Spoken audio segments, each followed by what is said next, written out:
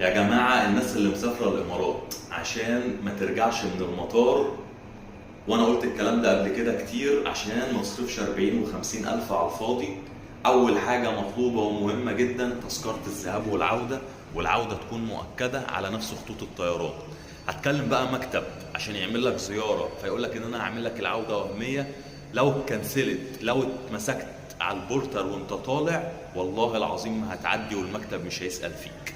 تاني حاجة، من 500 ل 1000 دولار، وفي شركات طيران ما بتعترفش بال 500، بتقول لك لازم 1000. الموضوع ده كان موجود بس ما كانش عليه تشديد، دلوقتي بقى عليه تشديد جامد قوي.